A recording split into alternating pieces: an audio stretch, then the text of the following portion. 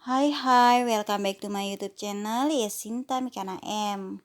Pada kesempatan kali ini, saya mau membahas dan berbagi informasi mengenai CP atau capaian pembelajaran terbaru tahun 2024 berdasarkan keputusan Kepala Badan Standar Kurikulum dan Asesmen Pendidikan, Kementerian Pendidikan, Kebudayaan, Riset dan Teknologi, nomor 032-H-KR-2024. Jadi kita mau bandingkan dengan CP keluaran tahun 2022. Jadi seperti apa perbedaannya? Nah, untuk tahu info tersebut, terus tonton video saya sampai selesai. Namun sebelumnya, jangan lupa terus dukung channel saya dengan cara like, comment, and subscribe, serta bagikan video ini ke teman-teman kamu. Selamat menyaksikan. Baik, kita langsung saja. Seperti kita ketahui bahwa pada kurikulum Merdeka itu ada yang namanya CP atau capaian pembelajaran. Nah, CP ini sebelumnya sudah dikeluarkan berdasarkan keputusan pada tahun 2022. Namun di tahun 2024 ini keluar lagi CP terbaru. Nah, seperti apa perbedaan dari CP tahun 2022? Kita simak saja. Let's go. Baik, pada kesempatan ini saya akan mengambil salah satu contoh. Jadi ini saya ambil untuk yang mata pelajaran IPA di fase E dan fase F. Ya, yaitu di jenjang menengah ya, SMA atau SMK. Nah, di sini kita bisa lihat untuk yang SMA, untuk yang fase E khususnya pada mata pelajaran IPA. Kita bisa lihat bahwa CP tahun sebelumnya pada tahun 2022, kita bisa lihat di sini.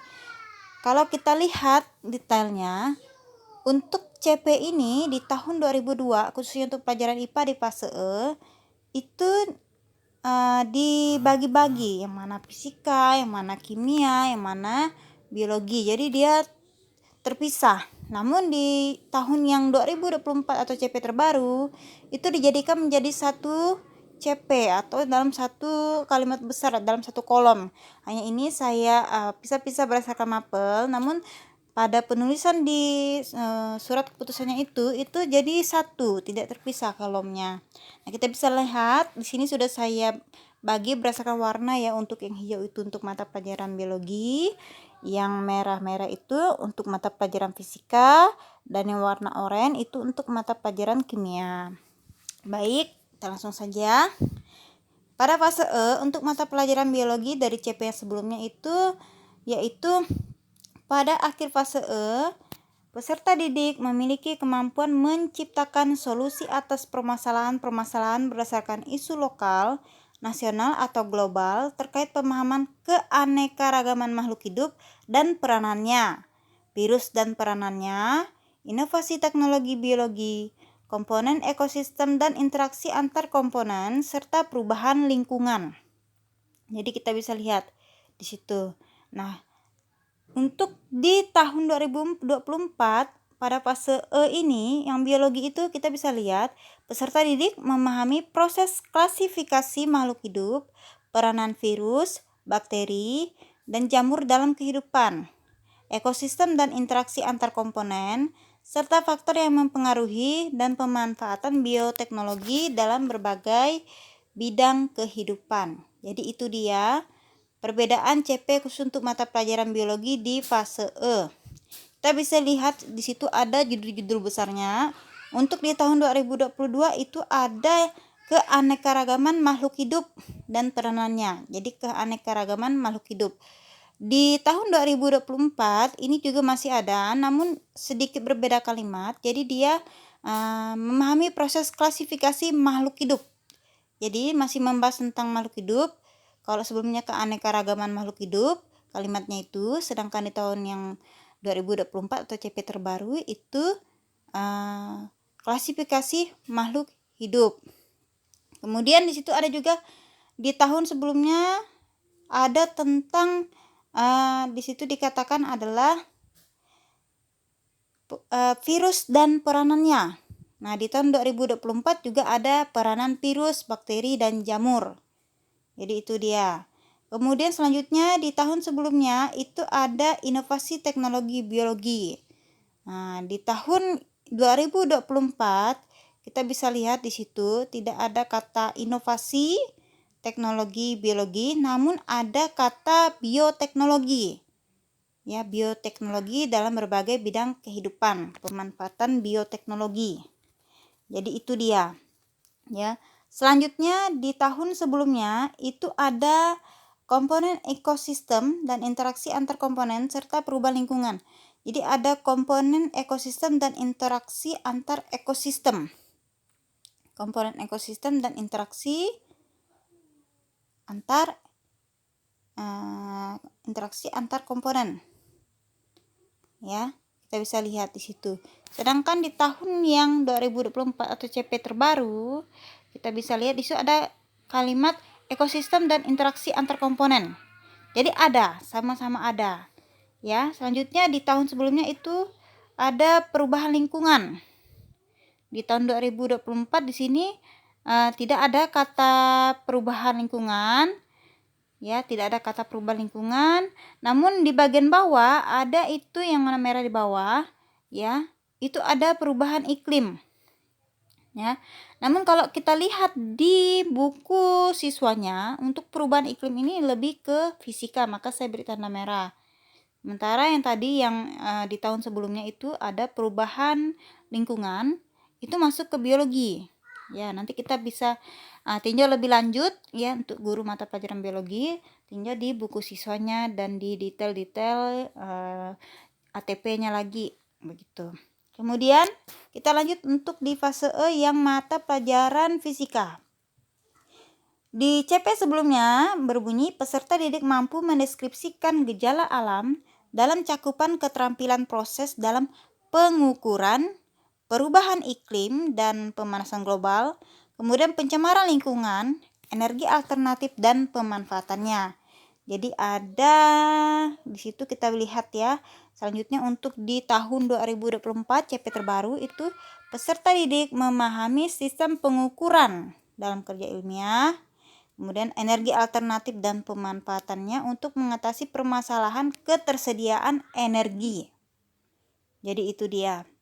Kemudian di kalimat paling bawah untuk CP IPA di tahun 2024 ini ada juga kalimat peserta didik menerapkan pemanfaatan IPA untuk mengatasi permasalahan berkaitan dengan perubahan iklim. Jadi ini ada di situ dikatakan. Nah, kalau kita bandingkan di sini untuk yang mata pelajaran fisikanya di tahun sebelumnya itu ada materi pengukuran. Sama, di tahun sekarang di tahun 2024 CP terbaru juga ada tentang pengukuran dalam kerja ilmiah. Kemudian selanjutnya ada perubahan iklim di CP sebelumnya. Sedangkan di CP 2024 kita lihat di situ ada juga ya perubahan iklim, namun dia disisipkan di bagian akhir dari CP IPA. Ya, ada di situ ya berkaitan dengan perubahan iklim. Selanjutnya pemanasan global. Nah, di sini di tahun 2024 atau CP terbaru itu tidak ada kata pemanasan global. Namun nanti kita bisa lihat di buku siswanya ya apakah di dalamnya itu ada di dalam materi perubahan iklim itu ada pemanasan global. Nah, untuk tahu lebih lanjut nanti simak terus video-video terbaru dari saya. Nanti saya akan membahas dan membandingkan buku siswa khususnya untuk mata pelajaran IPA berdasarkan CP tahun 2022 dengan 2024. Kita lihat yang sebelum direvisi dengan yang setelah direvisi. Jadi terus pantengin terus ya channel saya ini. Selanjutnya untuk yang fisika itu tadi ada tentang pencemaran lingkungan. Ya. Di tahun 2024 itu tidak ada kata pencemaran lingkungan. Ya. Nanti kita akan itu tadi analisis di bukunya. Di situ dikatakan hanya pencemaran lingkungan. Selanjutnya ada energi alternatif di CP sebelumnya. Nah, di CP terbaru kita lihat nih ada juga energi alternatif ya. Di CP terbaru ada energi alternatif di sini. Gitu. Kemudian yang terakhir di CP sebelumnya itu oh enggak ada lagi ya, jadi di situ hanya dan pemanfaatannya. Tapi tadi materi besarnya itu ada pengukuran perubahan iklim, pemanasan global, pencemaran lingkungan, dan energi alternatif di situ ya. Itu dia materinya, garis besarnya. Nah, kalau yang di tahun 2024 atau CP terbaru itu ada pengukuran, kemudian ada energi alternatif di situ ya. Kemudian ada tentang perubahan iklim. Itu dia garis besarnya di bagian bawah ya. Ada tentang perubahan iklim. Itu untuk yang fisika. Selanjutnya untuk yang kimia. Bagaimana dengan yang kimia? Kita lihat dulu di CP tahun 2022 atau CP yang sebelumnya itu peserta didik mampu mengamati, menyelidiki, dan menjelaskan fenomena sesuai kaidah kerja ilmiah dalam menjelaskan konsep kimia dalam kehidupan sehari-hari, menerapkan konsep kimia dalam pengelolaan lingkungan, termasuk menjelaskan fenomena pemanasan global. Jadi di sini dia ada pemanasan global di sini. Kurang lebih dengan fisika tadi ya. Oke, kita lanjutkan. Menuliskan reaksi kimia dan menerapkan hukum-hukum dasar kimia, memahami struktur atom dan aplikasinya dalam nanoteknologi. Nah, itu dia tadi dikatakan itu untuk yang CP tahun 2022. Bagaimana untuk yang CP terbaru? Di sini kita lihat warna oranye ya. Peserta didik memahami struktur atom dan kaitannya dengan sifat unsur dalam tabel periodik, serta memahami reaksi kimia, hukum-hukum dasar kimia, dan perannya dalam kehidupan sehari-hari. Baik, kita coba bandingkan ya dengan CP yang tahun 2022 atau CP sebelum revisi ya, CP yang sebelumnya. Kita lihat yang warna oranye. Untuk yang tahun 2022 di sini ada tentang kaidah kerja ilmiah. Jadi konsep kimia dalam kehidupan sehari-hari, konsep kimia ya. Kemudian ada tentang pengelolaan lingkungan, konsep kimia juga dalam pengelolaan lingkungan, menjelaskan fenomena pemanasan global. Jadi reaksinya bagaimana pemanasan global itu bisa terjadi, reaksi kimianya. Kemudian masih tentang reaksi kimia di sini ya, menerapkan hukum-hukum dasar kimia. Jadi ada hukum-hukum dasar kimia. Jadi ini sama dengan di tahun 2024 juga ada tentang hukum-hukum dasar kimia. Di sini ya. Nah, di tahun 2024 juga ada reaksi kimia ya, namun tidak dijelaskan lebih spesifik itu dalam hal apa. Jadi ini secara umum. Kalau yang sebelumnya di tahun 2022 itu ada reaksi kimianya itu jadi berkaitan dengan pemanasan global, tapi lebih ke konsepnya sih. Kalau kita lihat ya, konsep kimia dalam pengelolaan lingkungan menjelaskan fenomena pemanasan global ya. Kok reaksi kimia nih dia di sini dikatakan menuliskan reaksi kimia dan menerapkan hukum-hukum dasar kimia. Jadi dia secara umum juga ya, sama lah ya, hanya beda kalimatnya aja. Kemudian di tahun 2024 atau CP terbaru ada hukum-hukum dasar kimia, sama hukum-hukum dasar kimia juga ada di CP sebelumnya, hukum-hukum dasar kimia. Nah itu tadi dia untuk yang kimia di fase E. Jadi ini semua untuk yang di fase E ya. Nah, jadi dia kalimat CP di tahun 2024 nih kalau kita lihat dia lebih dipersempit, lebih pendek ya. Namun kalau kita cermati lebih lanjut, ini isi di dalamnya itu sama aja. Nah, kurang lebih ya. Jadi hanya kalimatnya aja agak dipersingkat. Nah, nanti kita bandingkan lagi lah di buku siswanya apakah ada perbedaan untuk yang fase E mata pelajaran IPA. Selanjutnya bagaimana dengan fase F? Nah, kalau fase E tadi kan di kelas 10 ya, untuk kurikulum merdeka itu, sedangkan di fase F ini untuk kelas 11 dan 12. Nah, kita lihat di sini. Kita cermati, kita awali dari yang mata pelajaran yang biologi. Nah, ini tadi dia. Kalau tadi sebelumnya di fase E itu untuk yang CP terbaru, jadi yang CP terbaru itu di fase E dia IPA itu satu kesatuan, tidak dipisahkan mana fisika, kimia, biologi. Hanya ya kita gurunya aja yang lihat, oh ini mas dari fisika, ini kimia, ini biologi. Nah gitu. Itu dia. Itu untuk fase E. Jadi perbedaannya juga di situ tadi ya, sudah saya sampaikan di awal. Jadi dia kalimatnya nyatu untuk CP-nya. Beda dengan sebelumnya tahun 2022 itu CP-nya dipisah. Ini dia yang capaian pembelajaran untuk pemahaman yang fisika, pemahaman kimia ya. Kemudian pemahaman untuk yang biologi. Oke, bagaimana yang fase F? Nah, untuk fase F kalau kita cermati itu dia untuk pengelompokannya itu dia masih tetap sama ya dengan yang sebelumnya. Jadi dia dipisahkan mana fisika, mana kimia, mana biologi. Tidak disatukan jadi IPA gitu. Jadi tetap dia terpisah. Ya, beda dengan yang fase E tadi. Oke, sekarang kita coba lihat, kita kaji CP-nya, perbandingan CP untuk mata pelajaran biologi yang fase F ya. Fase F di sini kita lihat pada akhir fase F, peserta didik peserta didik memiliki kemampuan mendeskripsikan struktur sel serta bioproses yang terjadi seperti transport, membran, dan pembelahan sel. Menganalisis keterkaitan struktur organ pada sistem organ dan fungsinya, serta kelainan dan atau gangguan yang muncul pada sistem organ tersebut. Memahami fungsi enzim dan mengenal proses metabolisme yang terjadi dalam tubuh, serta memiliki kemampuan menerapkan konsep pewarisan sifat, pertumbuhan dan perkembangan, mengevaluasi gagasan baru mengenai evolusi dan inovasi teknologi biologi. Nah, ini dia. Itu untuk yang CP sebelumnya. Bagaimana dengan yang revisi yang tahun 2024? Peserta didik memahami struktur sel, pembelahan sel, transfer pada membran, metabolisme dan sintesis protein, hukum Mendel dan pola hereditas, pertumbuhan dan perkembangan, teori evolusi, dan mengaitkannya dengan biodiversitas di masa kini maupun pada masa lampau serta hubungannya dengan perubahan lingkungan.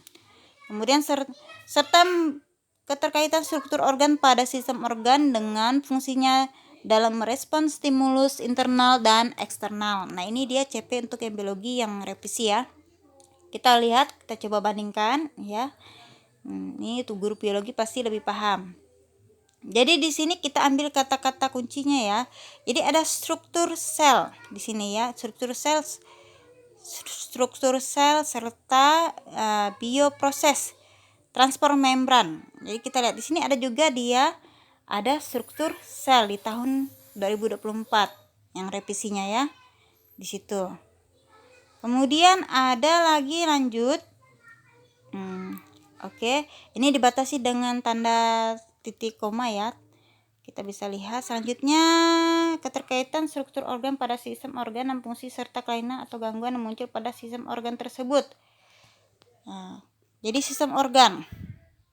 Kita lihat di sini sistem organ ada enggak? Ya, kok saya lihat sini dia hanya transport pada membran.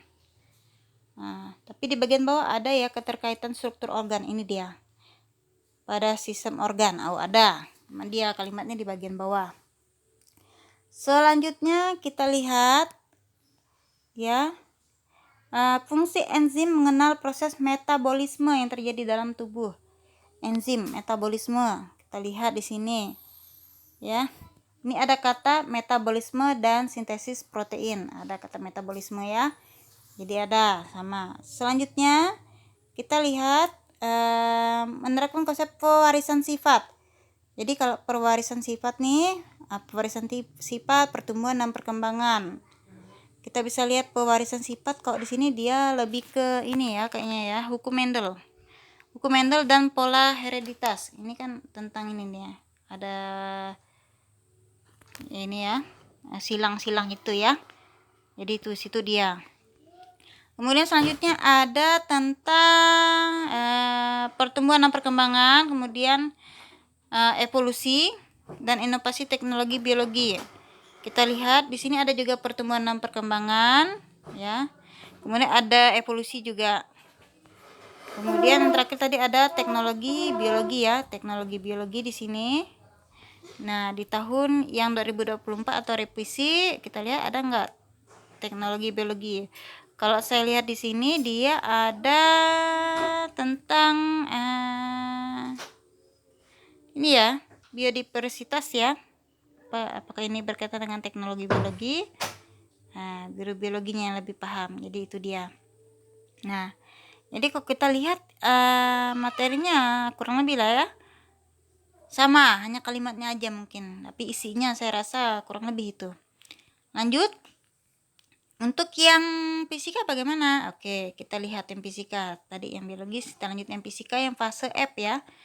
Peserta didik mampu menerapkan konsep dan prinsip vektor, kinematika dan dinamika gerak, fluida, gejala gelombang bunyi dan gelombang cahaya dalam menyelesaikan masalah, serta menerapkan prinsip dan konsep kalor dan termodinamika dengan berbagai perubahannya dalam mesin kalor. Peserta didik mampu menerapkan konsep dan prinsip kelistrikan, baik statis maupun dinamis, dan kemagnetan dalam berbagai penyelesaian masalah dan berbagai produk teknologi. Menerapkan konsep dan prinsip gejala gelombang elektromagnetik dalam menyelesaikan masalah. Kemudian peserta didik mampu memahami prinsip-prinsip gerbang logika dan pemanfaatannya dalam sistem komputer dan perhitungan digital lainnya. Peserta didik mampu menganalisis keterkaitan antara berbagai besaran fisik pada teori relativitas khusus, gejala kuantum, dan menunjukkan penerapan konsep fisika inti dan radioaktivitas dalam kehidupan sehari-hari dan teknologi. Nah, itu dia untuk yang CP yang lama ya. Sekarang kita lihat yang fisika untuk CP terbaru di fase F ini. Peserta didik mampu memahami konsep gerak, yaitu hubungan gaya dan gerak serta pemanfaatannya untuk menjelaskan fenomena alam, desain atau rekayasa struktur, penerapan hukum fluida dalam kehidupan sehari-hari, konsep kalor dan termodinamika serta penerapannya untuk menganalisis dampak perubahan iklim, gejala gelombang dan penerapannya dalam kehidupan sehari-hari, rangkaian listrik dan fenomena elektromagnetik, teori dasar fisika modern dan pengaruhnya terhadap perkembangan teknologi, serta teori dasar digital dan penggunaan dalam kehidupan sehari-hari. Oke, kita coba bandingkan. Kalau dari segi kalimat sih jelas kalau yang CP terbaru ini kalimatnya lebih pendek ya, lebih ringkas ya, sama seperti yang fase F tadi. Maksud saya fase yang E tadi juga ini pendek-pendek kalimatnya, lebih pendek daripada yang sebelumnya. Namun nih kalau kita lihat yang kimia sih ada satu ya, kimia sini ya lebih besar, lebih panjang maksud saya untuk yang fase F. Oke, kita kembali ke fisika tadi, kita coba bandingkan ya untuk materinya garis besarnya. Kita lihat di CP sebelumnya ini ada tentang vektor, kemudian kinematika dan dinamika gerak. Di sini ya ada vektor, kinematika dan dinamika gerak. Jadi ada vektor, kinematika dan dinamika gerak. Nah, kita lihat di sini ada nggak? Nah, di sini ada tidak tentang konsep gerak, ya, karena yaitu hubungan gaya dan gerak dalam pemanfaatannya menjelaskan fenomena alam. Jadi itu dia, itu tentang gerak ya. Di situ ada kinematika dan dinamika ya, gerak. Nah, yang ada di sini tidak ada vektor ya. Kalau kita lihat yang CP yang terbaru nih tidak ada tentang vektor ya. Mungkin vektor masuk ke matematika kali. Oke, nah itu tadi dia.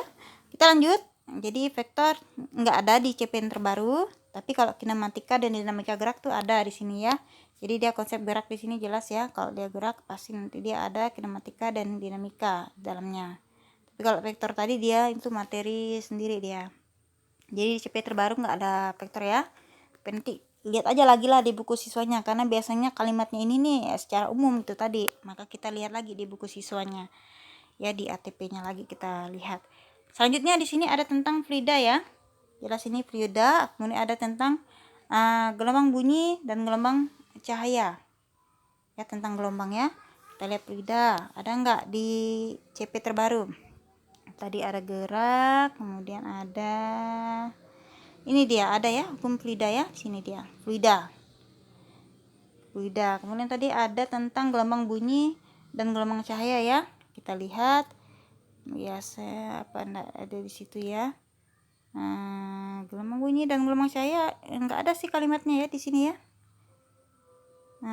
Di sini tidak ada nih. Di sini ada dikatakan rekayasa struktur. Ini hukum fluida. Lalu ada kalor dan termodinamika ini ya. Kalor dan termodinamika. Kalau kita lihat ada nggak di sini? Tapi sini ada dia, ada gejala gelombang.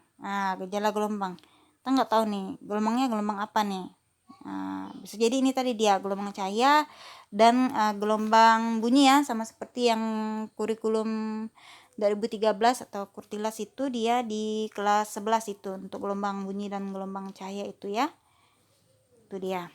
Jadi dia kalimatnya aja diubah jadi gejala gelombang. Kalau sebelumnya itu gelombang bunyi dan gelombang cahaya. Selanjutnya, kemudian sini ada prinsip konsep kalor dan termodinamika. Ini tadi ada ya, kalor dan termodinamika. Oke, ini dia tadi kalor dan termodinamika. Ini sama, ada juga ya. Kemudian kita lihat lagi, jadi kalor dan termodinamika pasti nanti ada materi mesin kalor. Kemudian konsep prinsip di sini ada kelistrikan, listrik statis maupun dinamis ya, listrik statis atau dinamis. Kita lihat di CP yang terbaru ada enggak listrik statis dan dinamis.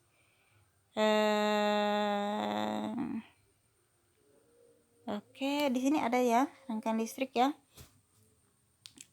Rangkaian listrik ya di sini ya. Ya, mungkin ini bisa ada di dalam situ ya, rangkaian listrik ya. Rangkaian listrik ini bisa masuk dia listrik statis dan dinamis di situ. Ya. Oke. Jadi nanti di dalamnya itu ada segala hukum ohm, dan seterusnya itu ya, rangkaian hambatan seri paralel dan seterusnya lah. Itu listrik statis ya dan dinamis lah pokoknya di situ dia. Kemudian kita lihat lagi. Tadi udah di sini listrik statis dan dinamis. Ada kemagnetan.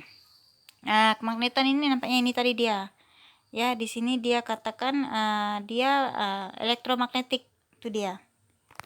Kemagnetan tadi. Ya. Kemudian lanjut di situ konsep fisik gelombang elektron. Tapi ini ada gelombang elektron. Tadi kan dia tentang fenomena elektromagnetik. Ini dia gelombang elektromagnetik. Ini dia. Kemudian ada tentang ini prinsip-prinsip gerbang logika, ya. Ya. Kalau di sini dia tidak ada kata gerbang logika sih di sini ya, yang baru ini ya. Tidak ada. Kemudian di sini kayaknya gerbang logika nih lebih ke ini kayak sepertinya ya, teori dasar digital ya. Ya, ini dia. Nih, teori dasar digital. Ini materi kelas 12 kalau di Kurtilas kemarin ya. Kalau di kurikulum sebelumnya. Kalau ini kan dia kurikulum merdeka. Ya. Ini dia. Kemudian di sini ada berkaitan dengan teori relativitas khusus gejala kuantum. Ya, teori relativitas khusus gejala kuantum. Kemudian ada fisika inti dan radioaktivitas. Ya. Oke. Teori relativitas khusus gejala kuantum, fisika inti, relativitas. Ini ada di sini di dalam sini dikatakan ya. Ada fisika modern ya. Pismot ini nih, ya. Ada dia di dalam situ dia materinya. Oke. Ya, fisika modern dia. Fisika modern nanti kan dia teori relativitas khusus ini dimasuk ke situ dia. Tapi fisika inti dan radioaktivitas sepertinya masuk sih ya. Nanti kita cek lagi lah. Makanya terus simak ya untuk video-video terbaru di channel saya. Nanti saya akan bahas perbandingan untuk buku siswanya di situ ya. Nah, kalau di sini dia yang CP terbaru ini sepertinya dia umum ya. Umum dia. Karena nggak mungkin kalau misalkan nggak ada ya. Tapi ini dia fisika modern itu sudah mencakup semua ini ya. Fisika modern ya. Pismot itu, fisika inti radioaktivitas biasanya ya, mungkin termasuk situ juga pokoknya. Itu dia. Jadi ini kayaknya nih Pismot ini. Ini dia disingkat jadi Pismot kalimat ini ya. Jadi teori relativitas khusus, gejala kuantum, fisika inti dan radioaktivitas. Nah, itu tadi dia. Nah, itu untuk yang fisikanya. Nah, selanjutnya yang terakhir di fase F ini atau di kelas 11 12 ya. Untuk yang kimia, kita lihat di CP tahun 2022, CP yang sebelumnya. Peserta didik mampu mengamati, menyelidiki, dan menjelaskan fenomena sehari-hari sesuai kaidah kerja ilmiah dalam menjelaskan konsep kimia dalam keseharian, menerapkan operasi matematika dalam perhitungan kimia, mempelajari sifat, struktur, dan interaksi partikel dalam membentuk berbagai senyawa termasuk pengolahan dan penerapannya dalam keseharian. Kemudian memahami dan menjelaskan aspek energi, laju, dan kesetimbangan reaksi kimia, menggunakan konsep asam basa dalam keseharian, menggunakan transformasi energi kimia dalam keseharian termasuk termokimia dan elektrokimia, kemudian memahami kimia organik termasuk penerapannya dalam keseharian. Itu di CP tahun 2022. Gimana untuk yang CP terbaru nih? Kalau kalimatnya sih agak panjang sedikit ya. Peserta didik memiliki kemampuan memahami konsep mol dan stoikiometri dalam menyelesaikan perhitungan kimia. Ikatan kimia dalam kaitannya dengan interaksi antar partikel materi dan sifat fisik materi. Kemudian teori tumbukan antar partikel materi sebagai dasar konsep laju reaksi. Kemudian kesetimbangan kimia untuk mengamati perilaku reaktan dan produk pada level mikroskopik. Kemudian korelasi antara pH larutan asam, basa, garam, dan larutan penyangga serta penerapannya dalam kehidupan sehari-hari.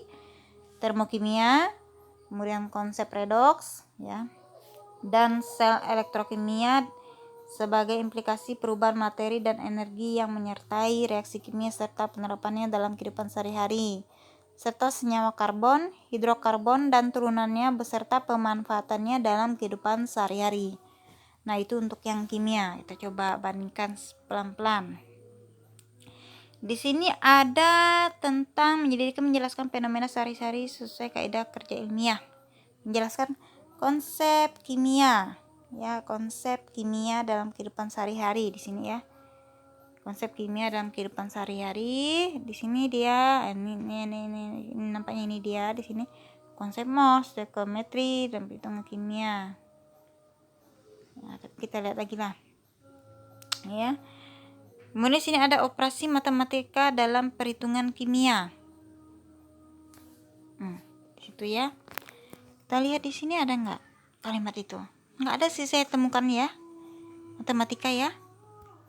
Nah, maksudnya yang tadi dia yang dikatakan operasi matematika itu. Namun saya rasa sama seperti yang tadi sebelum apel yang lainnya tadi. Dia itu tersembunyi di dalam CP ini. Nah, gitu ya. Nanti guru kimia pasti lebih paham di situ ya. Kemudian mempelajari sifat, struktur, dan interaksi partikel. Nah, ya, sifat, struktur, dan interaksi partikel di sini dikatakan ya. Jadi di sini ada juga ya kaitan ini ya, ikatan kimia dan kaitannya dengan interaksi antara partikel, materi dan sifat fisik materi ada di situ ya. Oke, kemudian kita lanjut. Berikutnya adalah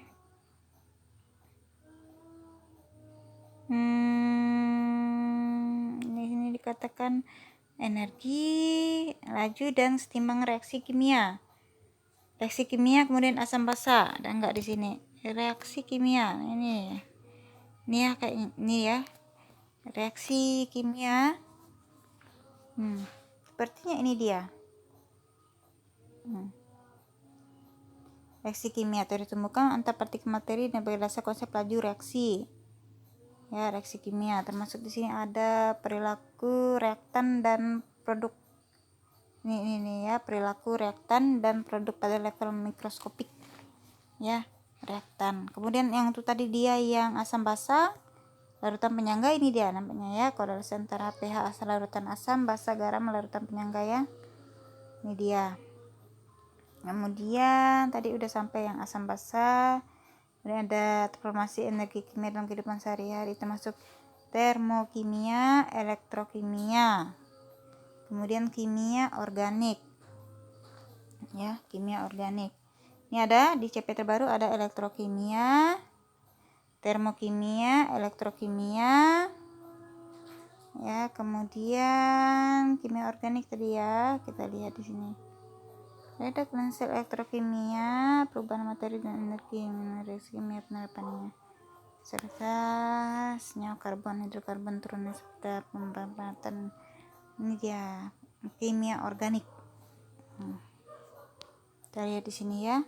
Ini nampaknya kimia organik di situ ya. Kalau misalkan ada keliru nanti komentar saya di kolom komentar ya sebagai masukan untuk kita bersama. Jadi ini pasti guru kimia lebih paham ini ya. Oke, nah itu tadi dia. Kita bisa lihat perbedaan CP dari yang tahun sebelumnya tahun 2022 dengan CP terbaru di tahun 2024 khususnya untuk mata pelajaran IPA ya, jenjang SMA, SMK ya. Jadi ini IPA ya. Jadi di situ IPA mencakup biologi, fisika, dan kimia. Baik, sekian dulu informasi yang bisa saya bagikan mengenai CP terbaru ya dari keputusan tahun 2024.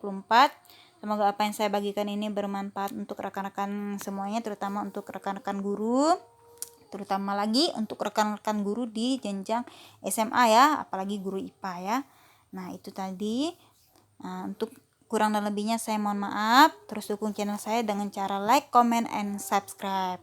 Baik, terima kasih banyak.